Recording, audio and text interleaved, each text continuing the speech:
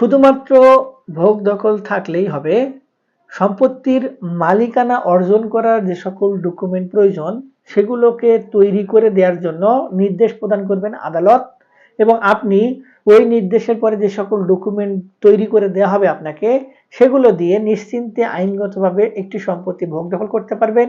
পরবর্তীতে যে কোনো কাউকে বিক্রয় কিংবা হস্তান্তর করে দিতে পারবেন। কি বিষয়টি শুনতে অবাক লাগছে? অবাক হওয়ার কিছু নেই।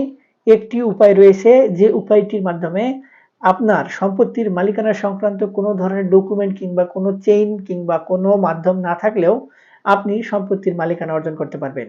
তো যদি আপনার এই বিষয়টি নিয়ে কোনো ধরনের আগ্রহ জন্মায়, তাহলে ভিডিওটি না টেনে শেষ পর্যন্ত আপনাকে দেখতে হবে।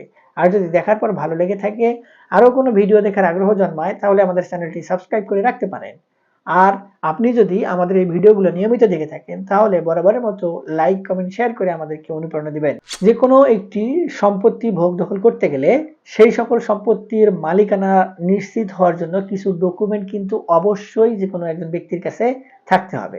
সেই ডকুমেন্টটি হতে পারে ক্রয় বিক্রয় সূত্রে অর্জিত দলিল, ওয়ারিশান সূত্রে প্রাপ্ত সম্পত্তির ক্ষেত্রে আপোষে বন্টন দলিল, বাটোয়ারা দলিল, কিংবা হেবা সূত্রে প্রাপ্ত সম্পত্তির ক্ষেত্রে হেবা দলিল, কিংবা কোনো ব্যক্তি যদি আপনাকে সম্পত্তি ওসিয়ত করে দিয়ে যায়, সেক্ষেত্রে আমরা ওসিয়তনামা কিংবা উইল হিসেবে দলিলগুলোকে অবহিত করে থাকি।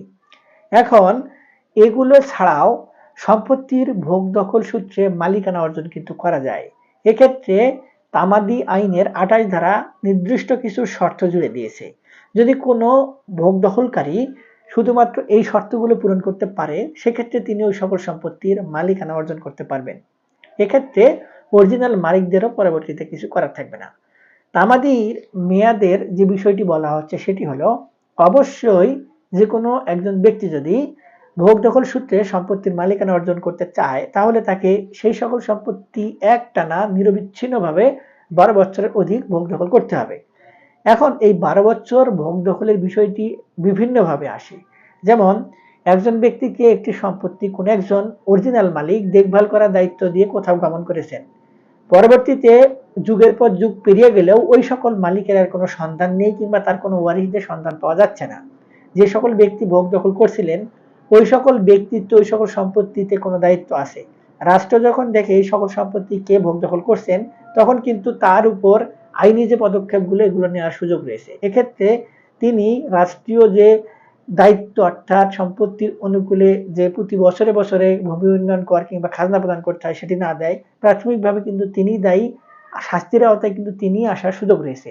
যদি এইরকম কোনো ঘটনা ঘটে যে অরিজিনাল মালিক কোনো একটি মাধ্যমে সম্পত্তি ভোগ দখল করতে দিয়ে গেছে, অন্য কাউকে দেখভাল করতে দিয়ে গেছে, কিন্তু তাদের আর কোনো খোঁজ খবর নেই, কিংবা তারা জেনে শুনেও আর কোনোভাবেই সকল সম্পত্তির খোঁজ খবর নিচ্ছেন না, কিংবা সেই সকল সম্পত্তিতে তাদের যে দায়িত্ব সেগুলো পালন করছেন না, কিংবা যে সকল সুযোগ সুবিধা ভোগ করার কথা সেগুলো কোনোভাবে করছে না, তাহলে যে সকল ব্যক্তি সম্পত্তির ভোগ দখলে রয়েছে সেই সকল ব্যক্তি কিন্তু আদালতে শরণাপন্ন হতে পারবেন তাদের অনুকূলে সম্পত্তির মালিকানা প্রমাণ করার জন্য।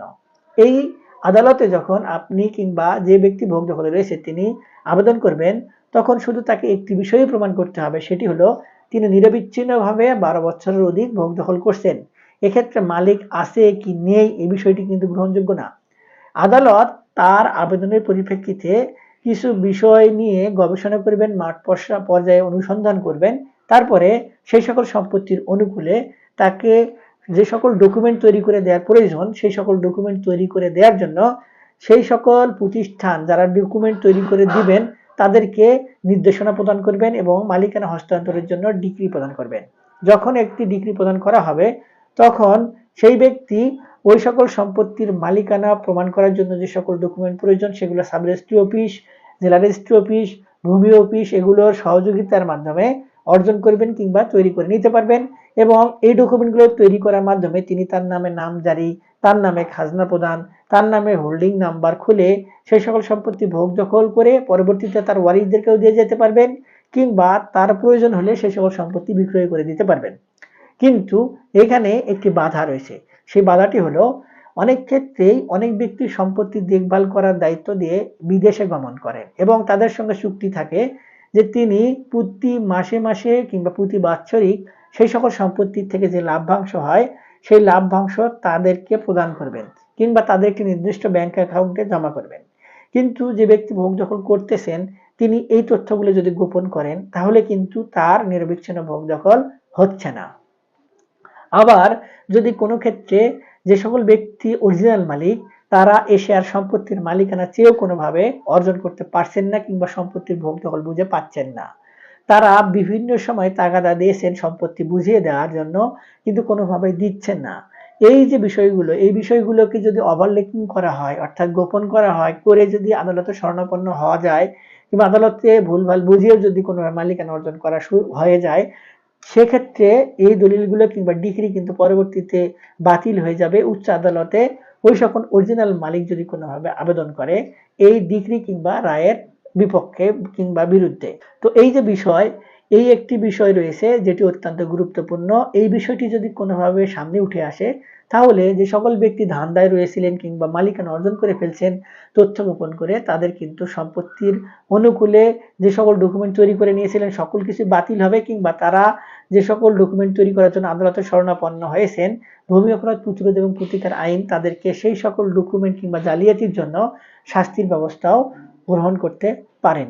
তবে ইতিমধ্যে যারা এই সকল দলিল তৈরি করে নিয়েছেন যে অর্থাৎ শুধুমাত্র ভোগ দখল সূত্রে সম্পত্তির মালিকানা অর্জন করার জন্য আদালতে রায়ও নিয়ে এসে ফেলেছেন কিংবা আদালতে রায়ের জন্য অপেক্ষা করছেন তাদের যদি কোনোভাবে বাধা প্রদান না করা হয় এবং অরিজিনাল মালিক জেনে শুনেও যদি কোনো ধরনের সমস্যা না করে কিংবা অরিজিনাল মালিককে যদি কোনোভাবে খুঁজে না পাওয়া যায় তাহলে সম্পত্তির মালিকানা অর্জন করার সুযোগ রয়েছে কিংবা সুযোগ অর্জন করতে পারবেন।